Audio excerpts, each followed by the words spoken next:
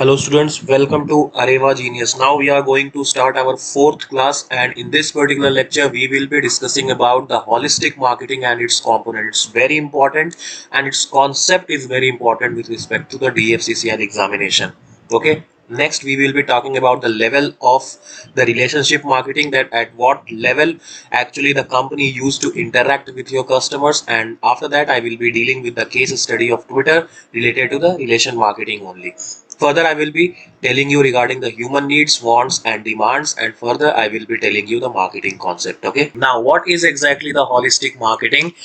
यहाँ पर कंपनी का एक नॉर्मल सा क्या होता है, एक कॉन्सेप्ट होता है कि देखो हमारे जितने भी क्या है पार्ट्स हैं, सबको एक साथ क्या करना पड़ेगा, वर्क करना पड़ेगा टुवर्ड्स आवर गोल।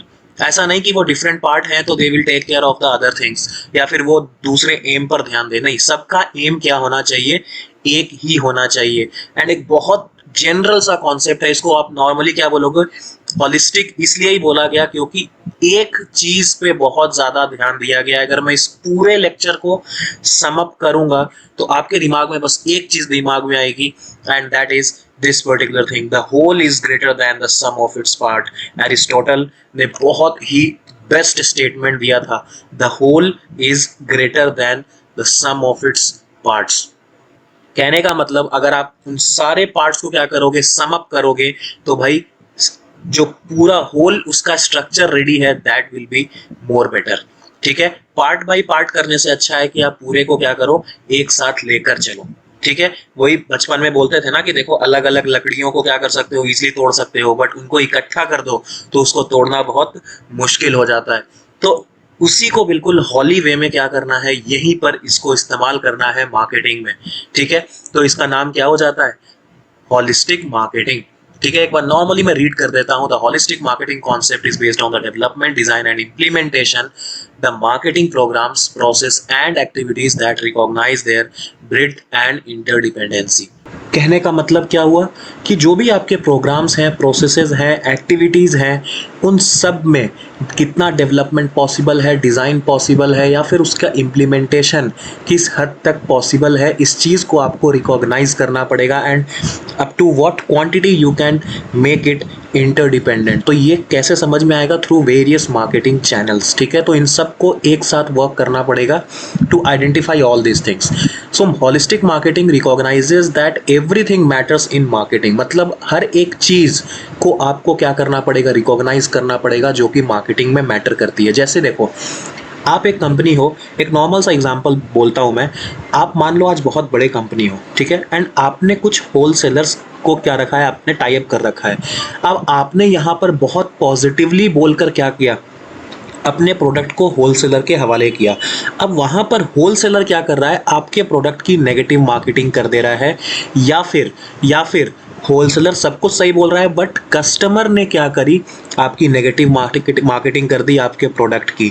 तो भाई अगर आपको एक सक्सेसफुल मार्केटिंग का हिस्सा बनना है तो आपको उस होलसेलर को भी खुश रखना पड़ेगा और आपको उस कस्टमर को भी खुश रखना पड़ेगा, है कि नहीं, या फिर उनको सेटिस्फैक्शन के लेवल पर लेकर जाना पड़ेगा।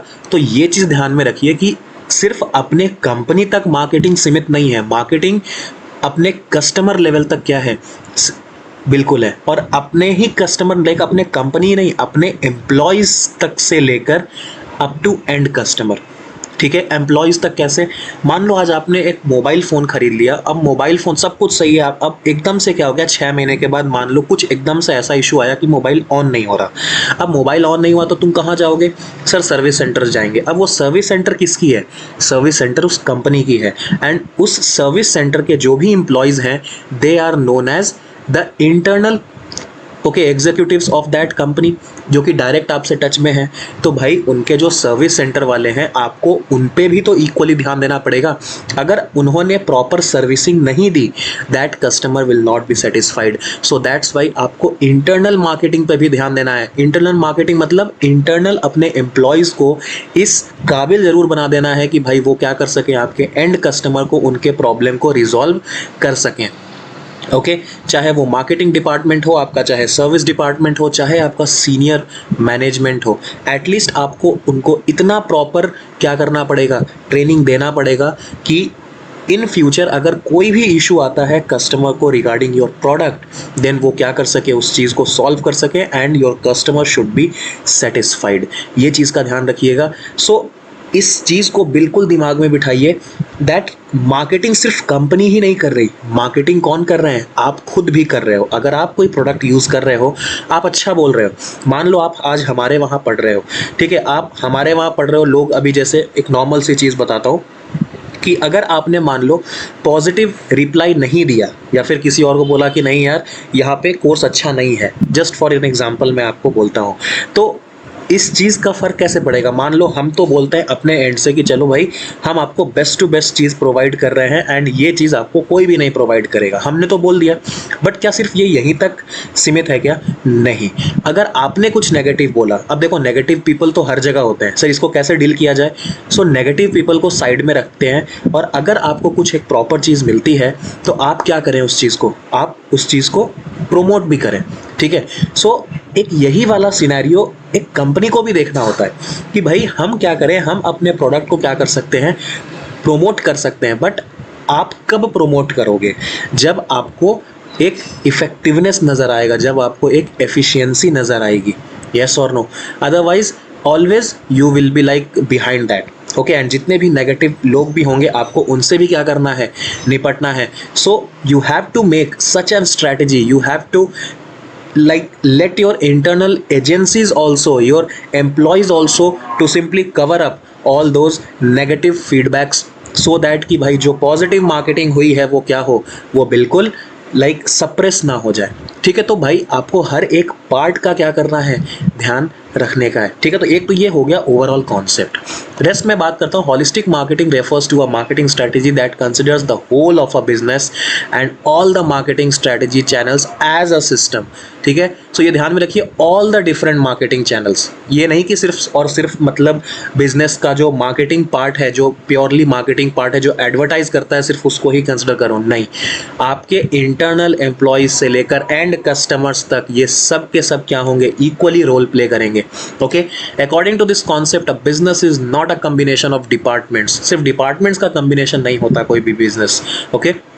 दैट शुड वर्क सेपरेटली, नहीं, सेपरेटली कभी भी वर्क नहीं होते हैं। अगर एक सक्सेसफुल बिजनेस है, they are not working separately, they are not divided by the departments, okay.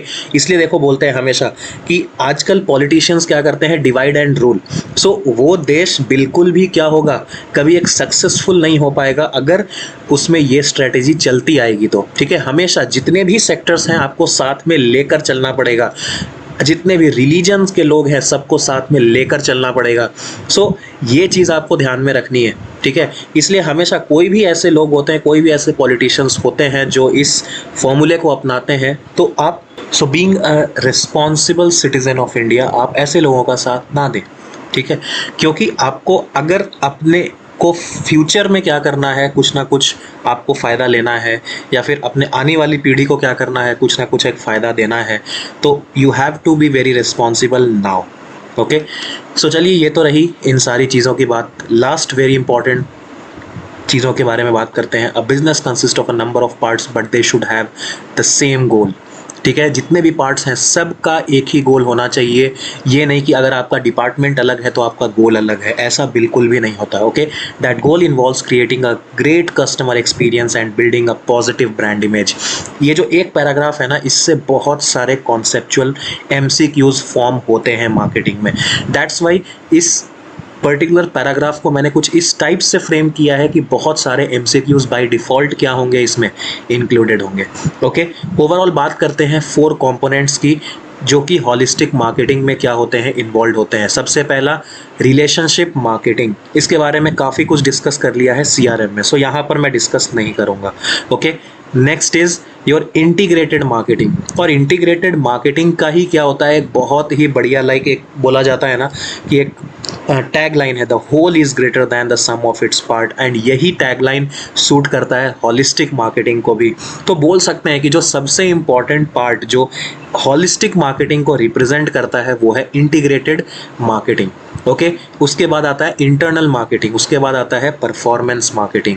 तो हर चीज़ें क्या है, एक साथ कंबाइंड है।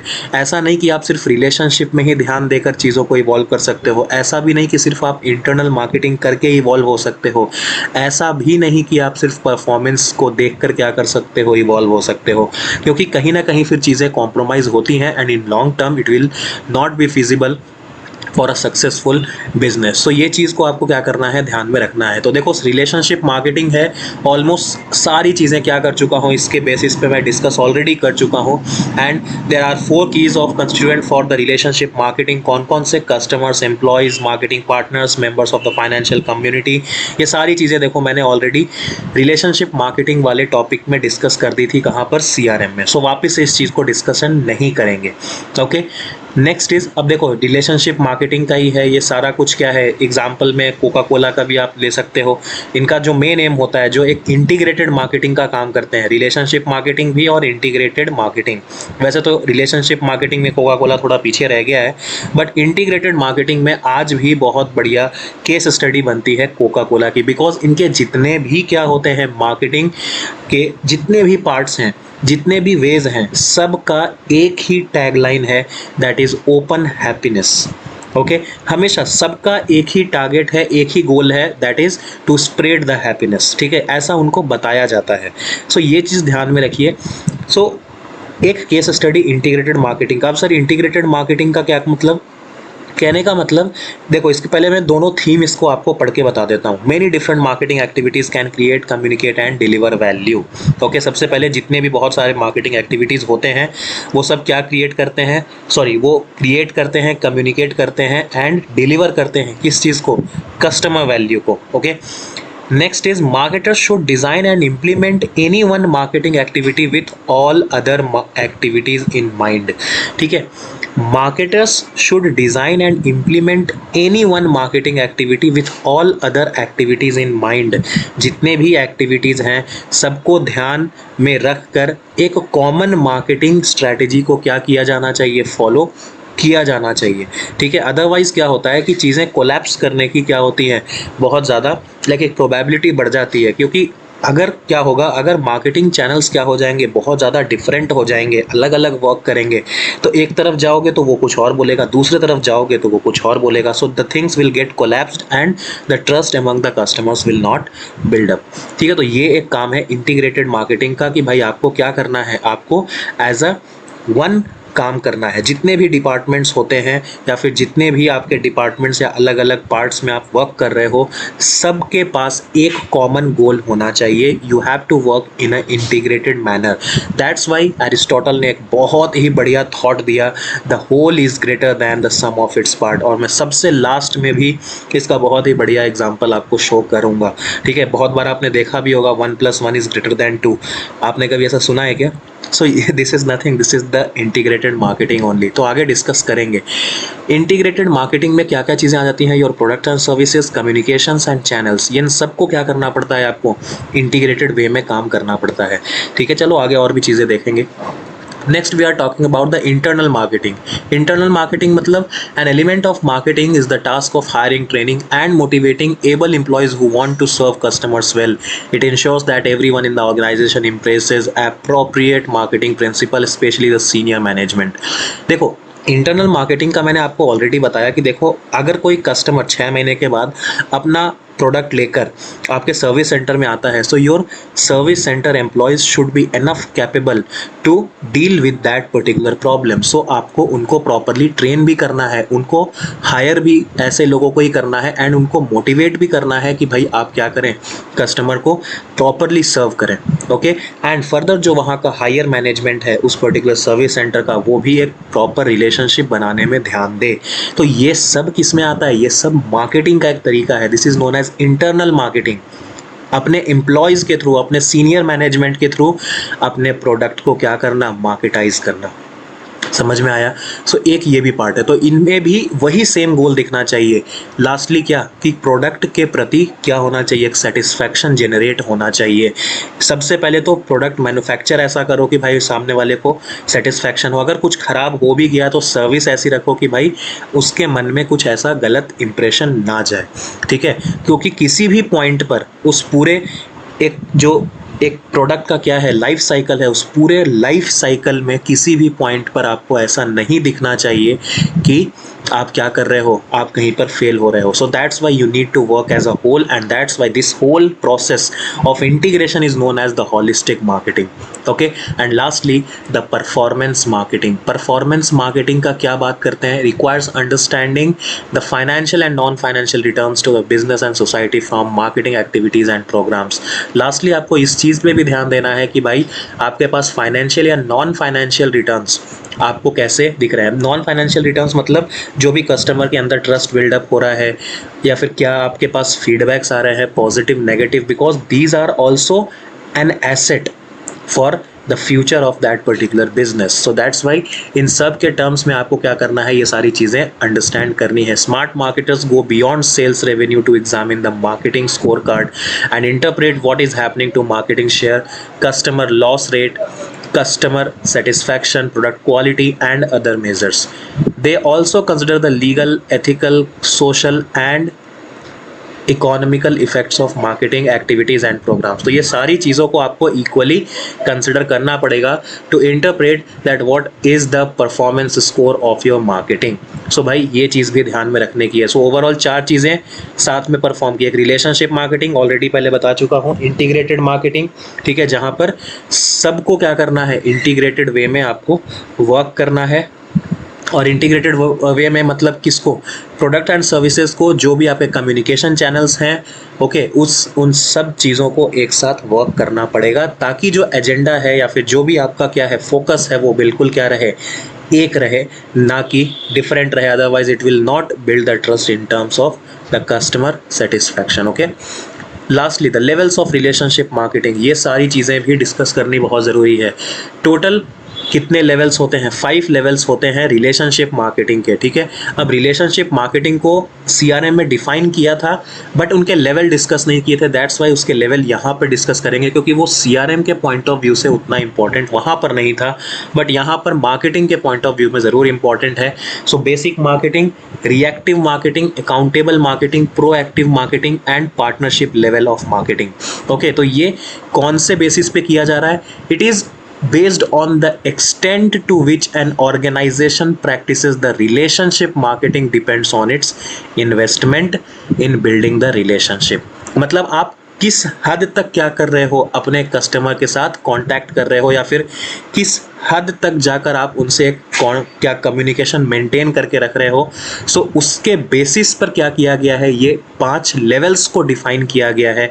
एक है बेसिक लेवल, जहां पर आप क्या करते हो, सिंपली आप कोई भी कांटेक्ट या फीडबैक नहीं लेते हो, और आप सिंपली क्या फोकस करते हो, ऑन सेलिंग द प्रोडक्ट, ठीक है। सेकंड है रिएक्टिव मार्केटिंग, जो कि सबसे ज़्यादा इन्फ्लुएंशियल एक क्या है लेवल है फॉर अ पर्टिकुलर बिजनेस। देखो, अगर कभी क्वेश्चन आता है ना कि which is the most influential marketing level, जहाँ से सबसे ज़्यादा जो आपके कस्टमर हैं वो इन्फ्लुएंस होते हैं, सो वो कौन सा लेवल है, रिएक्टिव लेवल है। क्वेश्चन इंपॉर्टेंट है, आ रखा है बहुत बार, बहुत जो डिफरेंट एग्जाम्स में है ये आ रखा है। Okay, After selling the product, marketer encourages customer to report their comments, complaints and suggestion।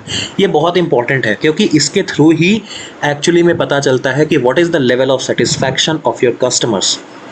Okay, so अगर क्या है, अगर आपको कुछ ऐसे कंप्लेंट्स दिखते हैं, आपको ऐसे फीडबैक्स दिखते हैं जहां पर आपको ये दिखता है कि भाई मुझे इस पॉइंट ऑफ या फिर इस पर्टिकुलर चीज़ में क्या करना है और इन्हांस करना है, so that is known as your reactive marketing. But आप फर्दर और कुछ एफर्ट नहीं लगा रहे हो। ओके, सो यहाँ पर आप अपने एक छोटा सा एफर्ट लगाया टू बिल्ड द रिलेशनशिप, बस आपने क्या कर लिया, सामने वाले से फीडबैक मांग लिया, that's it. Okay, so that is only known as the reactive marketing. Okay, the next level is the accountable marketing। So after selling the product, the marketer calls back the customer for a short time। आप बहुत कम time के लिए आप क्या करोगे, आप अपने customer को कॉल करोगे, ठीक है, आप सिर्फ ये जानने के लिए कि वेदर ही इज सेटिस्फाइड और नॉट, सो आपने एक और लेवल इंक्रीज किया अपने एफर्ट का to build the relationship, yes और नो। एंड लास्टली, अगर क्या करते हो आप रेगुलर कांटेक्ट में रहते हो अपने कस्टमर के, पहले आपने क्या किया, आपने सिर्फ एक छोटे से समय के लिए बस एक बार कॉल करके पूछ लिया कि that whether our product is satisfiable to you और नॉट, ठीक है। तो ये होता है अकाउंटेबल मार्केटिंग। बहुत ज़्यादा ऐसे याद रखने की ज़रूरत नहीं, बस इतना ध्यान रखना है कि ये 5 लेवल हैं, नाम बस इंपॉर्टेंट है, उसके अंदर क्या है वो बहुत ज़्यादा इंपॉर्टेंट नहीं है, ओके। उसके बाद देखो यहाँ पर क्या आपने रेगुलर कांटेक्ट मेंटेन किया, so that is known as the proactive marketing. And lastly, partnership level पे क्या हो जाएगा, partnership level means under the partnership marketing the marketer continuously works with its customer and other stakeholders for mutual benefits. एक दूसरे के benefit के लिए आप क्या करते हो, कंटिन्यूअसली वर्क करते हो, that is known as the partnership marketing. आप वर्क ही साथ में करते हो, ये मतलब ये नहीं कि उसने हायर कर लिया उसको, नहीं, आप हर एक चीज़ अपने प्रोडक्ट को डिज़ाइन करते हो उनसे पूछ कर कि ये चीज़ सही होगा कि नहीं, या फिर वो चीज़ सही होगा कि नहीं, ठीक है, ये सारी चीज़ें। और अपने जो भी स्टेक होल्डर्स हैं, जो भी ऐसे लोग या सोसाइटी जो आपके प्रोडक्ट को क्या कर रही हो, इफ़ेक्ट करती हो, सो आप उन सब से क्या लोगे, फीडबैक लेके, या फिर कंटिन्यूसली टच में रहकर आप अपने प्रोडक्ट को क्या करोगे, डेवलप करोगे। So that is the situation where you had made a next level effort to make or to build the relationship with the stakeholders, okay। एक नॉर्मल सा एग्जांपल यहाँ पर मैं ट्विटर का भी देता हूँ एज अ केस स्टडी, कि यहाँ पर आप इस चीज़ को ऐसे भी समझ सकते हो। बेसिक लेवल पर क्या हो सकता है कि भाई ट्विटर क्या करते हैं, अपने ओरिजिनल मैसेज को क्या करते हैं, ब्रॉडकास्ट करते हैं, बट कुछ खास डिटेल नहीं देते हैं उनको, सो that is simply the very basic level. Reactive level पर क्या होगा, original message with the links for additional information. एक रिएक्टिव लेवल पर क्या करेंगे, ट्विटर के जो भी ओरिजिनल मैसेजेस होते हैं उसमें अलग से एक लिंक प्रोवाइडेड होता है and further additional information provide होता है, जिससे आप क्या करते हो, आप इन्फ्लुएंस होते हो, okay. Third is the accountable level. Twitter पे क्या होगा, act of retreating a message from followers, okay. अगर कोई आप क्या करते हो, आप ट्विटर पे क्या कर रहे हो, आपने कोई एक पोस्ट डाला, अगर ट्विटर ने क्या कर दिया, अगर आपके पोस्ट को उसने रीट्वीट कर दिया for a genuine cause, so that means that Twitter is accountable for your your message, okay। वो एक नेक्स्ट लेवल पर जाकर आपसे क्या कर रहा है, वो आपसे एक रिलेशनशिप इस्टेब्लिश करने की कोशिश कर रहा है। एंड जनरली ये जो ट्विटर है, ये कुछ इन्फ्लुएंशियल लोगों को ही अकाउंटेबल लेवल पर जाकर क्या करता है, रीट्वीट्स करता है। अदरवाइज ऐसे कोई ऐसे एरा गैरा आके वहाँ पर कुछ भी मैसेज कर रखा है तो उसको वो रीट्वीट नहीं करते, ओके। उनको लगता है कि भाई इसके फॉलोअर्स बहुत हैं, ये कुछ इन्फ्लुएंस कर सकता है, सो ये उनके साथ रिलेशनशिप ज़्यादा बिल्डअप करना चाहेगा, ओके। क्योंकि मैंने CRM में आपको बताया है कि कौन से कस्टमर पे CRM को इम्प्लीमेंट किया जाता है, बिकॉज फॉर ऑर्गेनाइजेशन क्या होते हैं, बहुत से टाइप ऑफ कस्टमर्स होते हैं, तो CRM कौन से वाले कस्टमर पे इम्प्लीमेंट होता है वो सब कुछ आपको CRM में बता रखा है। दैट्स वाई कुछ इन्फ्लुएंशियल लोगों तक ही accountable level of relationship marketing पहुंच पाती है, okay. Now talking about the proactive level. Proactive level मतलब retweets and favourites from the users, ठीक है। प्रोएक्टिव लेवल पे तब होगा जब ट्विटर क्या करेगा, उनके रीट्वीट्स कर दे, उनको फेवरेट्स में ऐड कर ले, that will be more like proactive level. And lastly partnership level मतलब वो डायरेक्ट क्या करे, अपने फॉलोअर्स को रिप्लाई करे। अगर आप क्या करते हो, कोई क्वेरी रेज करते हो या फिर किसी एक जेन्युइन सोशल कॉज पे आप क्या करते हो, चीज़ों को मैसेज एज या फिर एज अ ट्वीट करते हो, सो डायरेक्टली ही reply to you or to your messages, so that is known as the partnership level। so ये एक पूरा ओवरऑल कॉन्सेप्ट है या एक एग्जांपल है जो कि इस पूरे चीज़ को प्रॉपरली आपको क्या करेगा, एक्सप्लेन करेगा, ओके।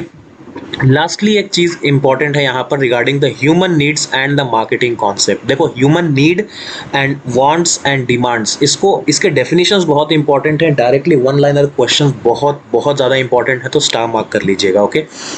देखो मार्केटिंग के बारे में मैंने ऑलरेडी बता रखा है कि human activity is directed at the satisfying needs and wants through the exchange process. अब एक्सचेंज किस चीज़ का हो रहा है, goods and money, that's it, या फिर services and money.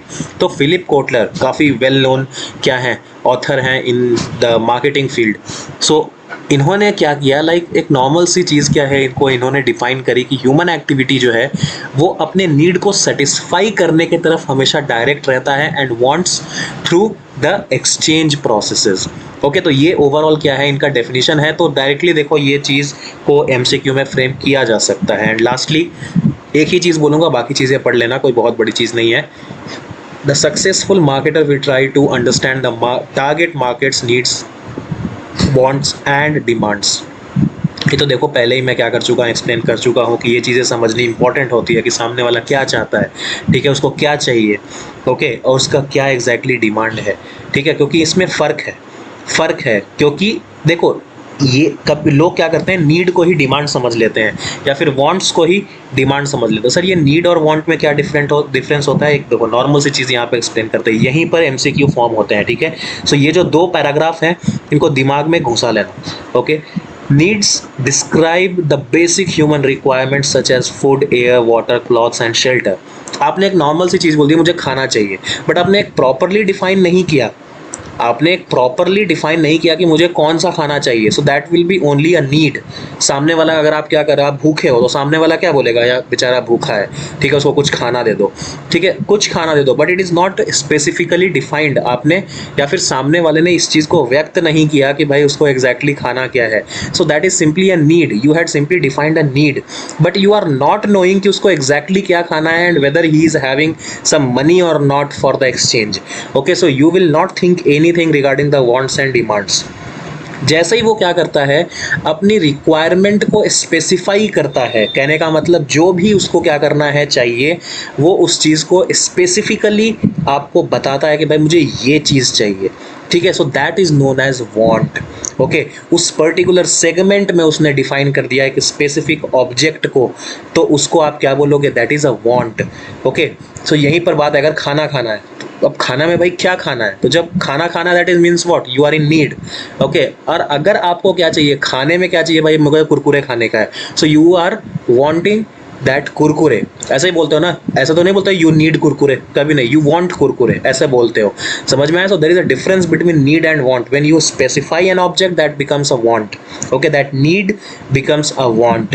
And further जब ये वांट आ जाता है, या फिर एक नॉर्मल से देखो एग्जांपल दे ही रखा है यहाँ पर कि human average human needs food, okay, but wants hamburger, French fries and a soft drink, ठीक है। आपको क्या चाहिए, आपको खाना चाहिए, बट आपको और क्या क्या, लाइक आपके वांट्स क्या क्या है, सब बर्गर भी मिल जाए, फ्रेंच फ्राइज भी मिल जाए, सॉफ्ट ड्रिंक्स भी मिल जाए। सो जब आप चीज़ों को स्पेसिफाई कर देते हो ना, it becomes a want, okay. And when that want is backed by an ability to pay, अगर आपके पास क्या है, एबिलिटी टू पे है, मतलब आप उसके लिए पे कर सकते हो, that will be considered as a demand. आप उस चीज़ को बिल्कुल भी कंसिडर नहीं करोगे जिसमें सामने वाला एबिलिटी टू पे के सिचुएशन में नहीं है, समझ में आया। अब देखो नॉर्मली एक बात है, आज अब आपने एक मर्सिडीज़ का क्या कर लिया है, एक शोरूम मान लो आपने ले लिया है, ठीक है। अब शोरूम का मर्सिडीज़ ले लिया है उस जगह पे, तो आपको क्या करना है, आपको ऊपर से ऑर्डर आया कि भाई तुम बताओ तुम्हारी एरिया में कितना डिमांड है, हम उस हिसाब से क्या करते हैं, लाइक, और या फिर आप अपने डिमांड्स को हमें बताओ, ठीक है, तो हम उस हिसाब से क्या करेंगे, मैन्युफैक्चर करेंगे, ठीक है। या फिर उनके जो भी जो क्या होते हैं, अलग अलग एक्सेसरीज होते हैं, हम उनको भी क्या करेंगे, मैन्युफैक्चर करके रखेंगे, ताकि जब भी डिमांड आए तो हम क्या कर सके, उसको आपको दे सकें। अब यहाँ पर क्या है, अब ये डिमांड कैसे बताएगा, अब सामने वाले से एक बगल में ही सामने वाले एक टायर पंचर वाले दुकान जाके बैठा हुआ है, उसको बोलेगा तुम मर्सिडीज चाहिए तेरे को, वो बोलेगा हाँ चाहिए, लेकिन तुमको पता है ना कि भाई वो पैसे नहीं दे सकता है, मतलब तुम उसको डिमांड में नहीं काउंट करोगे, इस चीज़ को समझो, ओके। ये चीज़ दिमाग में आया। अब सामने वाला टायर पंचर वाला क्या है, वो तो मुझे तो गाड़ी चाहिए बस, ठीक है, ही नीड क्या, एक कार चाहिए उसको, बट कौन सी कार चाहिए भाई, अगर तुमने मर्सिडीज स्पेसिफाई कर दिया, so it will become it's his want, okay. But आपने इतना तो सोच लिया ना कि भाई नहीं, ये पैसे देने के उस काबिल अभी नहीं है, he is not able to pay for that, so it should not be counted in the demand। But वहीं पर आप एक किसी और शोरूम वाले के पास चले जाओ और वहाँ से पूछो कि भाई साहब आपको मर्सिडीज़ चाहिए, वो बोले हाँ। अब तुमको पता भी है उसने अपना वांट आपके सामने रखा, ठीक है, तब आपको समझ में आया, आपने उसके स्टेटस को देखकर समझा कि नहीं यार, he will be able to pay, तब आप जाकर अपने हायर मैनेजमेंट को बताओगे कि देखो भाई इस आदमी पे फोकस करो, ये डिमांड क्रिएट कर सकता है, समझ में आया। बट आप ऐसे के लिए नहीं बताओगे, आप सामने टायर पंचर वाले का थोड़ी आप एग्जांपल दोगे, देखो वो टायर पंचर वाला है, वो टायर पंचर वाला क्या कर रहा था, बोल रहा था मुझे मर्सिडीज़ चाहिए, तो हायर मैनेजमेंट वाले क्या करेंगे, तुमको ही दे देंगे, ठीक है। अब क्या देंगे वो मैं नहीं बताऊँगा।